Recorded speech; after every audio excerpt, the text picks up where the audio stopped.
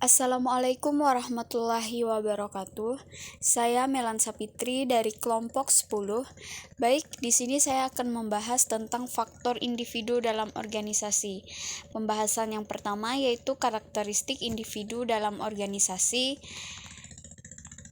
Karakteristik individu ialah perbedaan individu dengan individu lainnya. Sumber daya yang terpenting dalam organisasi adalah sumber daya manusia. Orang-orang memberikan tenaga, bakat, kreativitas, dan usaha mereka dalam organisasi agar suatu organisasi tetap pada eksistensinya. Menurut para ahli, yaitu Ribhan, karakteristik individu meliputi usia, jenis kelamin, tingkat pendidikan, status perkawinan pada masa kerja dalam organisasi. Setiap orang mempunyai pandangan, tujuan, kebutuhan, dan kemampuan yang berbeda satu sama lain. Namun menurut Rati Huryati, karakteristik individu merupakan proses psikologi yang mempengaruhi individu dalam memperoleh, mengkonsumsi, serta menerima barang dan jasa, serta pengalaman. Karakteristik individu merupakan faktor internal atau interpersonal yang menggerakkan dan mempengaruhi individu. Nah, pembahasan kedua yaitu beberapa isu seputar perilaku individu dalam organisasi. Menurut Toha, manusia merupakan salah satu dimensi dalam organisasi yang amat penting, merupakan salah satu faktor dan pendukung organisasi. Perilaku organisasi pada hakikatnya adalah hasil-hasil interaksi antara individu-individu dalam organisasinya. Perilaku individu sangat berbeda antara satu dengan yang lainnya. Perilaku itu sendiri adalah suatu fungsi dari interaksi antara seseorang individu dengan lingkungannya. Pendekatan yang sering dipergunakan untuk memahami perilaku manusia adalah pendekatan kognitif dan reinforcement.